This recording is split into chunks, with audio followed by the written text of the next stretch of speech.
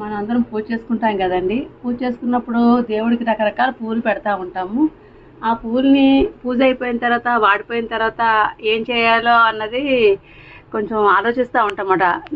బయట పడేయలేము, పెంట మీద పడేయలేము, ఎలా అన్నది చాలామంది కొంచెం బాధపడుతూ ఉంటారు. అలాంటప్పుడు ఏం చేయాలంటే ఒక చిన్న డబ్బా పెట్టుకోవాలి. ఏ రోజు పువ్వులు ఆ రోజు తీసుకునేలాగా చామంతి పువ్వులు కానీ, బంతి పువ్వులు కానీ, గులాబీలు కానీ, మిగతా ఏ పువ్వులన్నా సరే అవి తీసుకుని ఇలా సపరేట్గా పెట్టుకోవాలి. నేను పూజ చేసిన పువ్వులన్నీ కలిపి నేను ఇలా పేపర్ మీద ఆరబెట్టుకున్నానండి. ఈ గులాబీ పువ్వులు ఏ పువ్వులన్నా కానీ ఇలా ఆరబెట్టుకుంటే ఆరిపోతుంది. ఓపెన్గా కవర్లో పెట్టకుండా పేపర్ మీద వేస్తే ఆరిపోతాయి. చామంతి పువ్వులు కానీ ఏదైనా సరే ఈ పువ్వులు తీసుకుని పౌడర్ కానీ చేసుకోవాలి. చేసుకున్న తర్వాత మనం ఫేస్ ప్యాక్ వేసుకుంటాం కదా, అందులో ముల్తానీ మట్టిలో కానీ ఎందులోన్నా కలుపుకుని మొహాన్ని పెట్టుకోవచ్చు. మంచి గ్లో వస్తుంది. ఇంకా మనం స్నానం చేసిన నీటిలో ఒక స్పూన్ ఈ పౌడర్ కలుపుకున్నా సరే మంచి సువాసన వస్తుంది.